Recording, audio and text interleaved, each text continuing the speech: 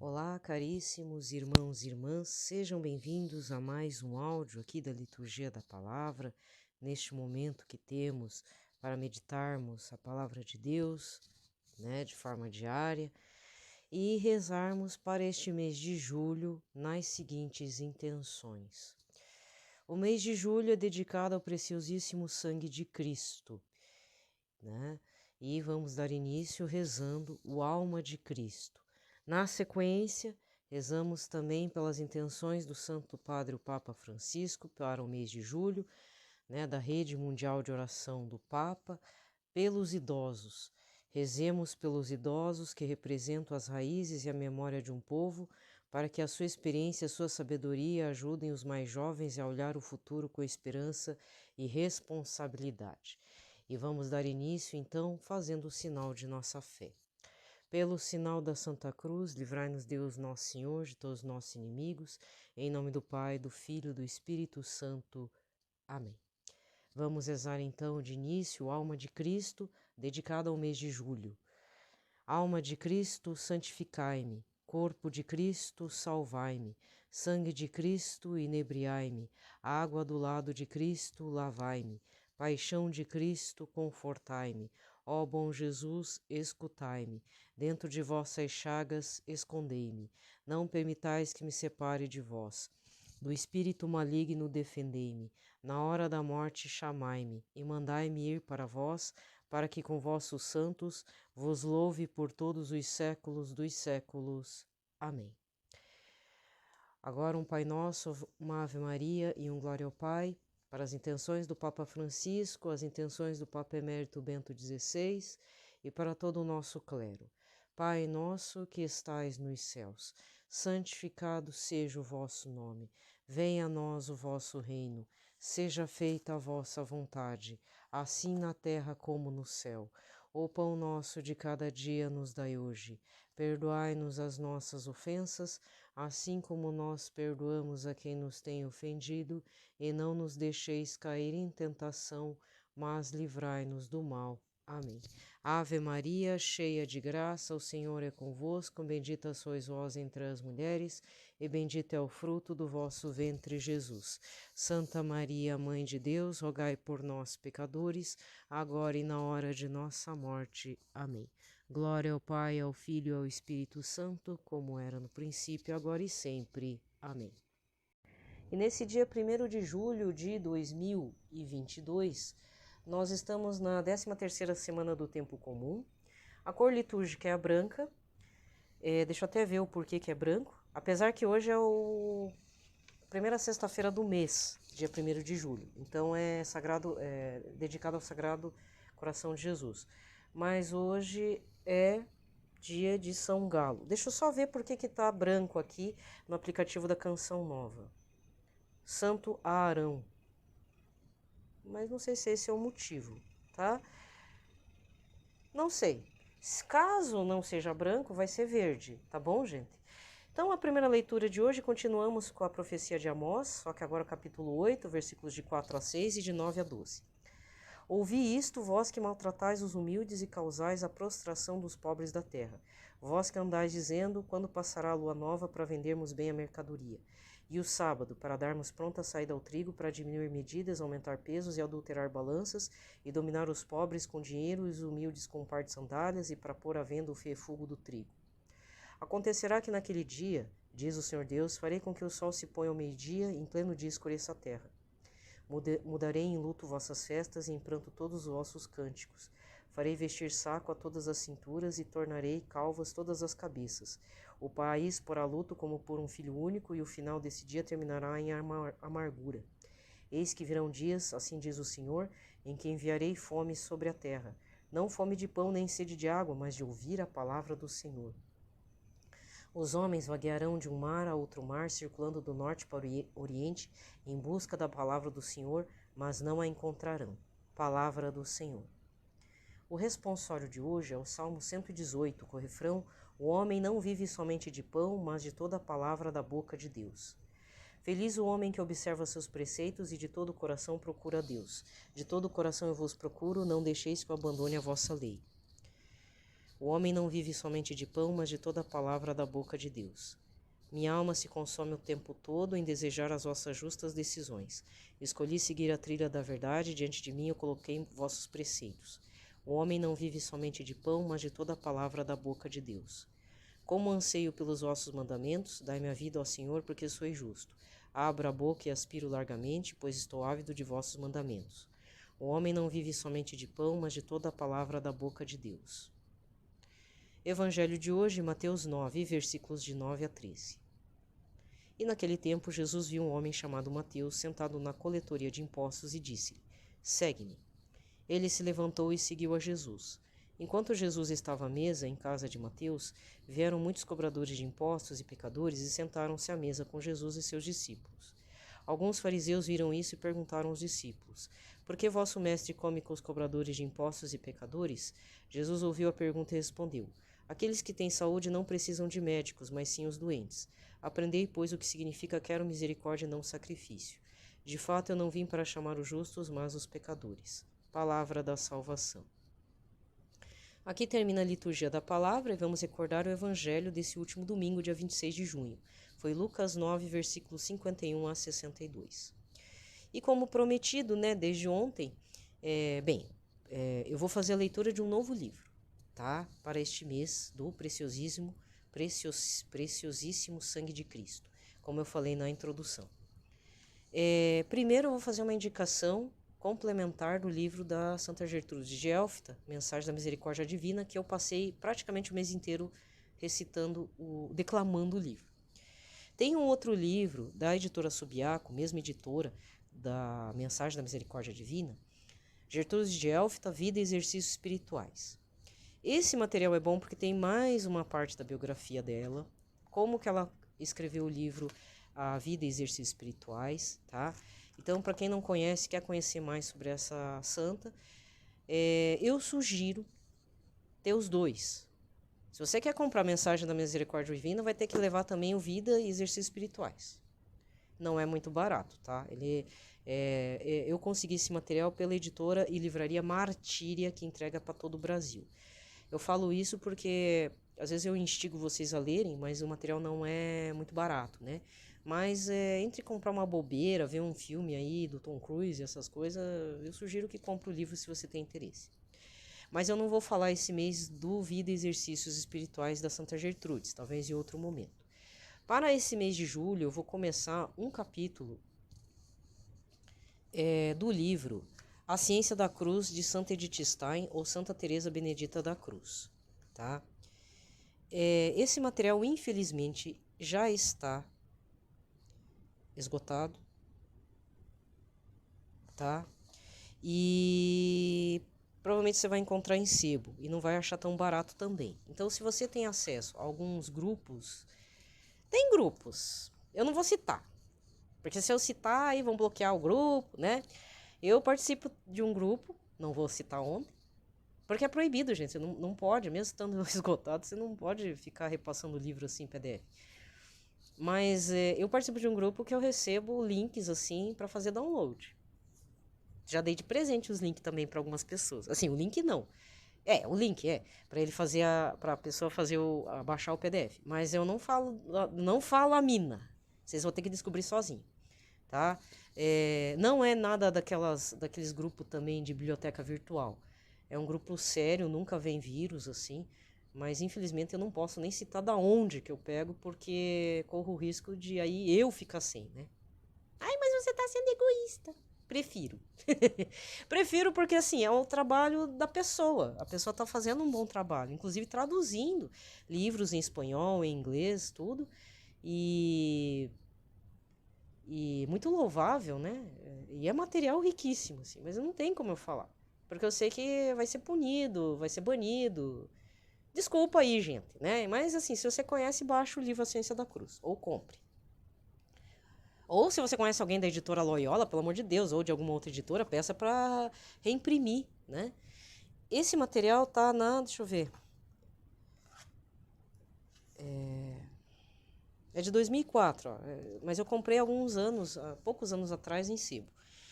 Então eu vou começar. Então, como esse livro não é por parágrafo, não é que nem o Diário de Santa Faustina, não é como o livro da Santa Gertrude de Elfta, que é por parágrafo, então eu vou ter que pegar um capítulo e levar de cabo, do começo ao fim, esse capítulo. Aí o que eu vou fazer? Eu vou. Já escolhi o capítulo, então vai ser mais fácil, né, para fazer a leitura. Eu não vou ficar repetindo, porque eu fiquei repetindo várias vezes um parágrafo lá da Santa Gertrudes, ficou até chato. Então, eu vou começar no capítulo 2 do livro A Ciência da Cruz, chamado A Doutrina da Cruz. Lembrando, Santa Edith Stein teve 2 vidas. Antes de se converter ao catolicismo cristão, ela era de família... nunca deixou de ser família judia, tá? Mas foi um baque muito grande dentro da sua família abandonar o judaísmo e encarar o catolicismo. Isso já foi um fator muito de ruptura gigante, assim. Só um judeu para saber o que eu estou falando, né? Outra coisa importante, ela tinha uma vida de filósofa. Ela não era só graduada em filosofia, ela tinha doutorado em filosofia. E eu já expliquei aqui que na Europa, ou você escolhe depois da graduação o mestrado ou o doutorado, tá? Ela era doutora, era discípula de um grande filósofo da época, Husserl, que é da epistemologia, se não me engano. Não me pergunte o que é isso, eu não sei, não sei. Não conheço as obras antes da Edith Stein, mas ela tem muito material nesse período de filósofa. E quando ela se converte, todos os escritos dela são voltados para esse estudo, principalmente de São João da Cruz. Então, se você é um estudioso de São João da Cruz, talvez você vá se encontrar com Santa Edith Stein, porque ela tomou Santa Teresa d'Ávila e depois São João da Cruz como mestres espirituais dela, tá? E depois teve um martírio no Holocausto nazista, né? Ela foi levada para um campo de concentração e morreu, se não me engano, na câmara de gás. Então vamos lá. Eu vou falar um trechinho aqui e aí continuo amanhã, tá? Então, a doutrina da cruz. Introdução. João da Cruz como escritor. Quem quiser compreender a doutrina de São João da Cruz, desde suas raízes na alma, deverá familiarizar-se com as características e peculiaridades de seus escritos, suas origens e vicissitudes.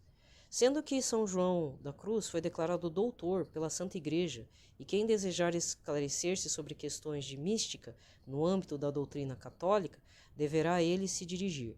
Mesmo fora da Igreja, João é reconhecido como autoridade e guia seguríssimo, indispensável a quem deseja seriamente ser introduzido no reino misterioso da vida interior. Contudo, João da Cruz não apresentou um tratado sistemático da mística propriamente dito. Sua intenção ao escrever as obras não foi de natureza teórica, embora às vezes o pareça, deixando-se arrastar para mundo além do que pretendia. Seu objetivo foi conduzir pela mão e completar com os escritos seu trabalho como diretor espiritual. Aí tem uma nota de rodapé. Dionísio Areopagita, escritor grego do século V depois de Cristo, de Divinis Nominibus. Enfim. Nem tudo o que escreveu se conservou. Tudo quanto foi escrito antes da sua prisão foi destruído por ele mesmo ou por outros. Muitos ainda pereceu durante a segunda perseguição, já na vigência da Reforma, tais como preciosas anotações de seus ensinamentos orais feitas pelas carmelitas. De suas cartas, somente uma pequena parte se conservou, e dos 4 grandes tratados que chegaram até nós, Subida do Monte Carmelo, Noite Escura, Cântico Espiritual e Chama Viva do Amor, os 2 primeiros estão incompletos. Nota de rodapé 2. A discussão acerca da questão desses escritos nunca foram completados ou mutilados posteriormente não ocorrerá aqui. Apesar das lacunas e da impossibilidade de solução dos problemas enfrentados por essas falhas, possuímos nos escritos que se conservaram o material suficiente para nos oferecer com clareza as ideias-chave e as respostas à nossa pesquisa. Eu vou fazer mais um parágrafo grande, tá? E deixo para amanhã. A origem dos escritos conservados situa-se no período de sua prisão em Toledo, na Espanha. A experiência íntima é a fonte de onde brotaram. A felicidade e o tormento de um coração provado e ferido por Deus encontram sua primeira expressão num desabafo lírico. Os 30 primeiros versos do Cântico Espiritual foram compostos no cárcere, assim como talvez também a Noite Escura, tema fundamental da obra homônima dele e o livro da subida. João os trouxe do cárcere, se os fixou somente na memória ou por escrito, não se sabe ao certo, e levou-os ao conhecimento de pessoas de sua intimidade. A pedido de filhos e filhas espirituais, devemos os tratados de interpretação. Neles, a linguagem do poeta transformaram-se na de pensador, filósofo e teólogo, e, embora moderada no uso de termos técnicos escolásticos e muito frequente no uso de imagens concretas. Ele toma por base a experiência que será completada pelas lições aprendidas da vida interior de outras almas. Isso preserva de unilateralidade e generalizações errôneas. Ele sempre levou em conta a grande variedade dos diversos caminhos e a adaptação suave e flexível da graça às condições particulares das almas.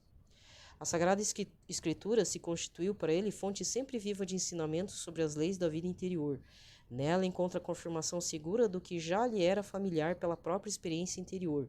Esta, por sua vez, abre-lhe os olhos para a importância mística dos livros sagrados. A linguagem do Senhor arrojada em suas imagens utilizada nos Salmos, as parábolas de Jesus e mesmo as narrações históricas do Antigo Testamento. Tudo se lhe torna transparente, ele abre o entendimento, cada vez mais, para o que tem importância única, o caminho da alma para Deus e a ação de Deus na alma. Amanhã tem mais. Aguardem. Aguardem vocês. É o seguinte. Eu tenho uma... Não quero me aparecer, mas já me aparecendo. Eu tenho o material de São João da Cruz. Tá? São João da Cruz não é um autor muito fácil de ser lido, certo? Então, eu acho que é importante uma santa falar de outro santo. Como eu já expliquei para vocês, muitas vezes temos devoções a alguns santos, mas é sempre importante verificar, mesmo que essa pessoa não tenha escrito a respeito, mas existem evidências de devoção desse santo para outros santos, porque isso é um indicativo de que caminho de santidade esse santo percorreu. No caso de Santa Edith Stein, é muito claro, tanto é que ela escolhe o Carmelo para ela se fixar na sua conversão. Ela não quis ser apenas uma pessoa católica, leiga, não. Ela quis entrar no Carmelo, porque ela se sentiu chamada pelo carisma carmelitano. O primeiro livro que ela leu, Santa Edith Stein, foi um livro importante de Santa Teresa d'Ávila, que não por acaso foi amiga pessoal de São João da Cruz. Então, é importante também verificarmos isso. Eu acredito que Santa Edith Stein fez uma leitura de Santa Teresa d'Ávila, descobriu essa amizade íntima, transcendental mesmo, falando assim em termos, né, místicos, assim, teve uma amizade mística com São João da Cruz, que tinha uma diferença de idade grandiosa, porque Santa Teresa d'Ávila era uma senhora de idade, São João da Cruz era jovem, um jovem místico, né, idealizador, queria transformar o Carmelo num convento da Cartucha, quer dizer, é que assim, São João da Cruz foi meio exagerado, né? Ele queria mudar um pouco as regras do Carmelo, então aquilo assustou os irmãos carmelitas e muitas vezes ele foi parar na prisão, porque achavam que ele era doido. Só que dentro dessa doideira havia a graça de Deus, né? Entendeu? Veja, é muito triste saber que as obras dele foram queimadas, né? Era um santo proscrito. Mas graças a Deus, com a graça de Deus, foi visto que ele não era só um doido, ele era santo também, né? Então, para mim, é uma honra trazer dois santos ao mesmo tempo para esse mês do preciosismo sangue de Cristo. São João da Cruz tem um detalhe que no final da vida dele, ele pediu para ir num convento carmelitano, que as pessoas lá, os freis, não gostavam dele, mas odiavam de morte, assim, o sentimento, né? Ele era muito odiado, ele quis ser desprezado, ele quis carregar esta cruz pessoal, é muita coragem, né? Então, como eu estou num capítulo que, assim, a princípio eu escolhi de propósito. Primeiro, para dar sentido no livro A Ciência da Cruz, de Santa Edith Stein. Segundo, porque São João da Cruz não é tão falado aqui no Brasil. Ele é um santo difícil, justamente por ser místico. Santos místicos, geralmente, as pessoas não deglutem melhor, a gente não consegue digerir bem, né? Mas, por outro lado, me traz, assim, é um santo que me dá uma sensação de curiosidade. Eu sempre corro atrás a respeito de São João da Cruz. Todo mundo já ouviu falar da noite escura da alma, mas pouquíssimos vão ter a coragem de fazer o que São João da Cruz fez, né? Fez na vida, sabe? Então, para iniciar esse mês, eu espero que eu consiga, junto com vocês, estar lendo esse capítulo. Como eu já expliquei, se eu terminar esse capítulo, vou escolher outro capítulo até o final do mês de julho. Mas fica aqui a indicação de leitura, tá? E é uma coisa importante. Por exemplo, como eu tenho dificuldade de ler São João da Cruz, e a Santa Edith Stein, como eu já falei, ela tem uma caminhada, uma pegada filosófica anterior, então ela é mais articulada. Então vai ser importante essas leituras para todos nós, eu e para vocês, porque ela vai explicar minuciosamente e dar uma continuidade, começo, meio e fim, ao pensamento de São João da Cruz e à vida dele. Não estou dizendo que a vida de São João da Cruz foi bagunçada, mas que foi bem intensa, bem, né, de altos e baixos, isso foi. Então, isso é importante também, tá?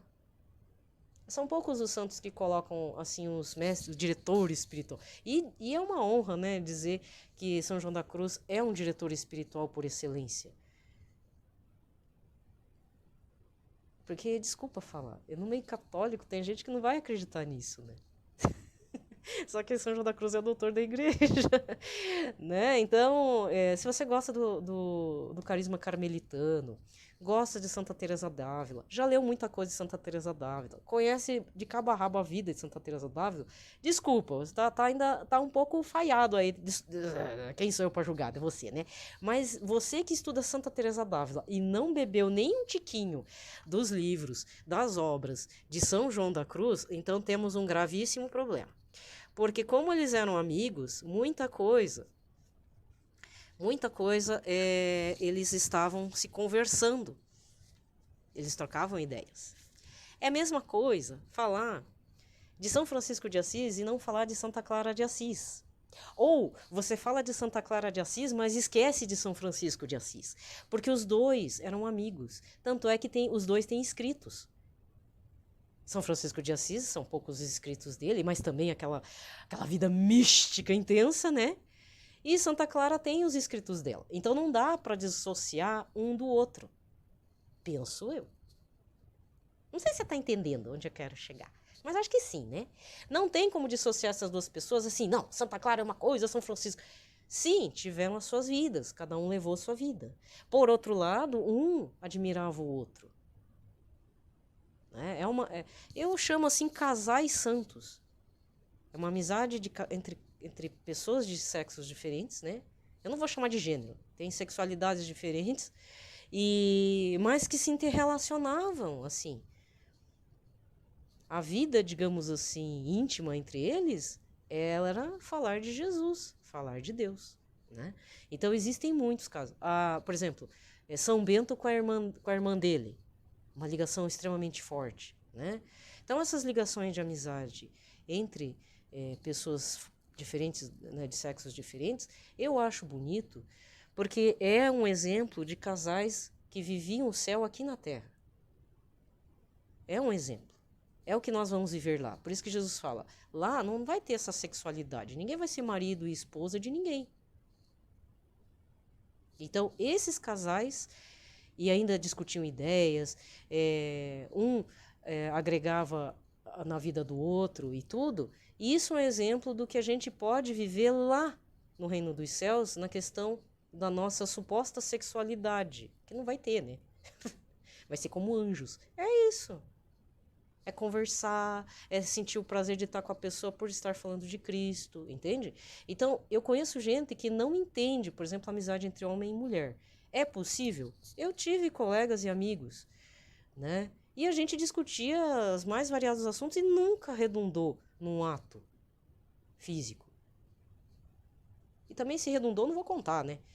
Mas assim, 99%. Então vamos colocar nesses termos, só para deixar você curioso.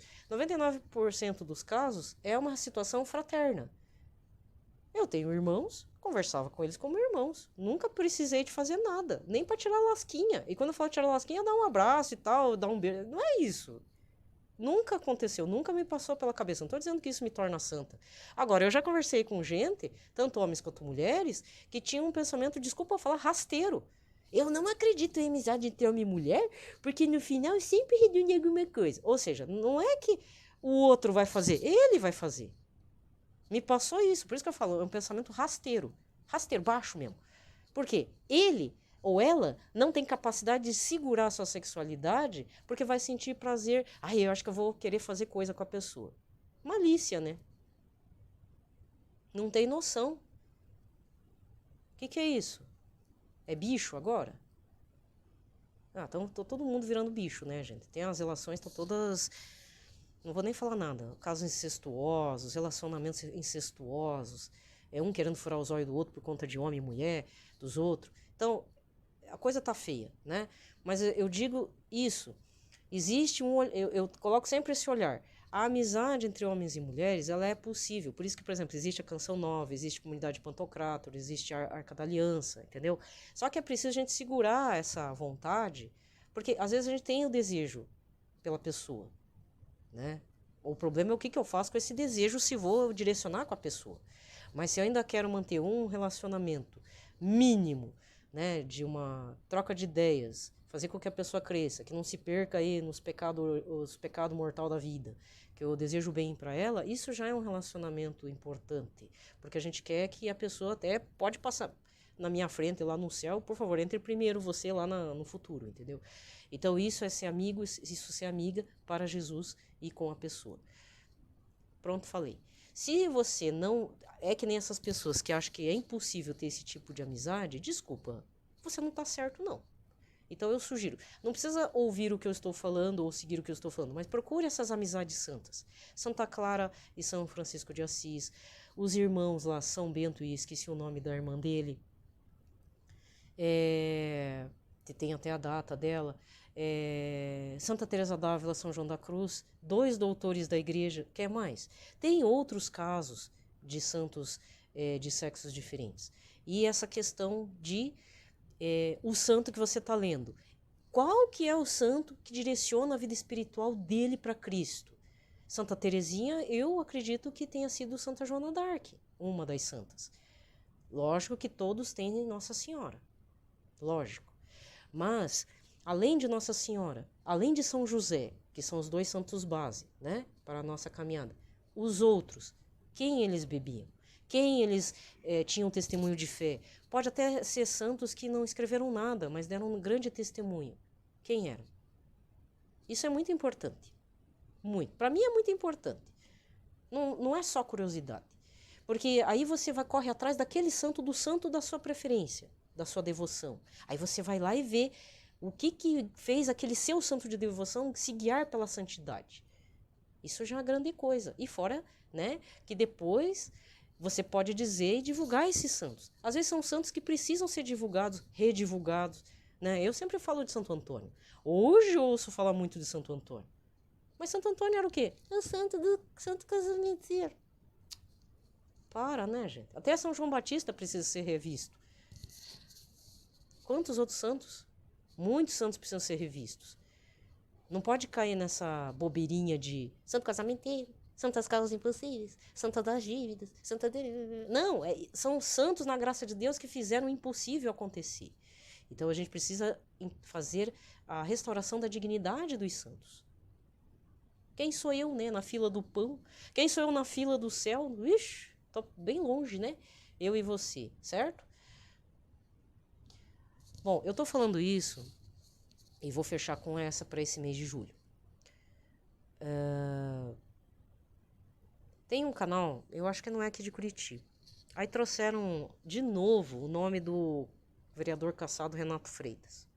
Eu vou ser bem franco em falar, eu estou satisfeita com a cassação dele, porque ele não agregava nada para aqui, para prefeito, para a Câmara de Vereadores. Não foi só uma questão só da invasão. Ele não respeitava ninguém. Ele não respeita ninguém. Aí ele quer fazer de boas, né? Aí chamou...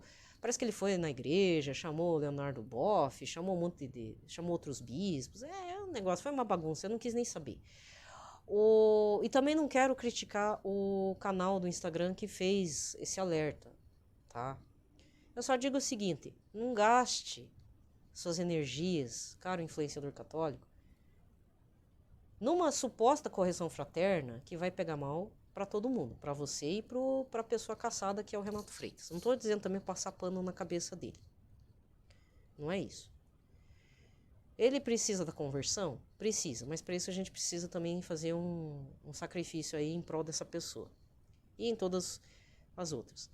Talvez ele não tenha aprendido a lição e ele está usando como bandeira uma passação de pano própria. Mas isso é dele. Tá? Ele tem o direito de fazer, ele ainda pode continuar inconsequente. Agora, dar visibilidade para essa pessoa e fazer as outras pessoas pegar raiva dele, desculpa, aí não tá certo. Então, se for para falar isso, fale de coisas mais elevadas. Tem muito influenciador católico se perdendo em alguns assuntos desnecessários. E eu já falei, dependendo do assunto, é munição pro demônio. Não faça. Eu mesma estou tentando maneirar os assuntos que eu estou falando aqui. Estou tentando. Não tá legal, mas eu estou tentando. Tá? Por quê? Porque vira munição para coisa errada. Aí faz vocês cair em pecado, né? Aí não dá, gente. Aí entra o pecado de fazer o irmão pecar. Não dá. Então, ainda não me desvinculei do Instagram. Eu gosto daquele perfil, mas infelizmente eu acho que vamos parar. Não é só ele que está errando. Tem muita gente que erra, gente. Tá? E acho que é muito feio ficar apontando esse tipo de coisa. Se não for fazer uma correção fraterna, e não adianta também chegar e mandar direct para ele. É que nem eu falei para vocês lá do Felipe Neto. O cara perverteu, ainda zombou da palavra de Deus no canal dele. Por quê? Porque o cara não segue, o cara é ateu mesmo. O cara vai falar besteira. E ainda vai ter o apoio de um monte de gente. Ainda a pessoa que falou para ele ler Levítico fez com que não só o Felipe Neto caísse em pecado de blasfemar contra Jesus, contra Deus, como fez um monte de gente que segue ele blasfemar contra a palavra de Deus. Então, cuidado com o que você vai falar no direct. Esse tipo de gente tem o coração duríssimo, não vai entender. Então, reze para que Nossa Senhora abra a cabeça, nem que seja na base do machado. É melhor. Não suje suas mãos, virtualmente falando, com esse tipo de assunto. Se você não tem como resolver, reze. Faça jejum, faça uma mortificação, faça um exercício espiritual para essa pessoa. E observe. Não é chegar lá e dar de dedo. Quem somos nós para ir dar de dedo lá? Às vezes a gente é pior que o carinha. E ainda Jesus vai perdoar mais ainda, por exemplo, esse vereador, porque é um vereador que não sabia das coisas. Pode até ser que Felipe Neto seja até mais perdoado do que a gente, porque nós sabemos das coisas. Ele não sabia. Fez uma brincadeira? Fez. Mas Deus vai avaliar muitas coisas que a gente sabe e o que ele não sabe, que esse povo não sabe, entendeu? Tá? Fica a dica, tá? Eu acho que a gente não pode ficar poluindo o Instagram com um monte de bobeiragem, fazendo ativismos errados. Deixa aquela moça, a Carla Castanho, em paz também. Tem gente do catolicismo pegando o assunto para si e não tá dando apoio para ela. Cara, ela tem uma dor viva que ela vai levar pro resto da vida se ela não tratar direito. E o povo fica falando que nós somos pró-vida, que você fez certo. Para. Ela tá sofrendo. Alguém usou uma informação, ela tomou as dores, ela não fez certo, essa moça. A gente tá vivendo em cima de polêmica atrás de polêmica. Tudo bem, ela fez a declaração dela, mas eu rezo para que ela faça um tratamento sério. Eu espero que ela esteja se tratando. Mas que Deus também a conforte, porque o que ela fez, é louvável. Para nós, né? E a gente fica confortável com isso. Mas ela vai ficar desconfortável pro resto da vida, ela vai estar com essa mutilação interna, esse luto. Porque por mais que ela não tenha feito aborto, ela se abortou. Uma parte dela morreu. Porque ela foi extremamente violentada. Tá? Isso tem graves consequências. Então pare de ficar falando coisas. Se você não for dar um apoio real, um abraço mesmo, uma ligação real, dela ouvir a voz de alguém, não adianta você colocar isso na sua rede social. Dá um presente para ela então, dá flores para ela, fala, olha, já estamos contigo, precisar, estamos aqui. Talvez ela precise de trabalho também. Eu vi muita gente da classe artística, estamos aqui dando apoio. É fácil dar apoio na rede social. Eu quero ver você dar um apoio real de ligar, visitar ela, ouvir um pouco ela. Sabe? Por isso que eu não falei nada. Porque eu não tô julgando ela. Ela fez o certo, mas esse certo doeu muito. Ela tá em luto. E o povo acha que... Quer dizer que ela entra pro céu e a outra menina entra no inferno, porque fez o aborto há de 11 anos. Cuidado, hein, gente? Cuidado. Bom, deixo vocês por aqui. Um abraço a todos. Fiquem em paz, na paz.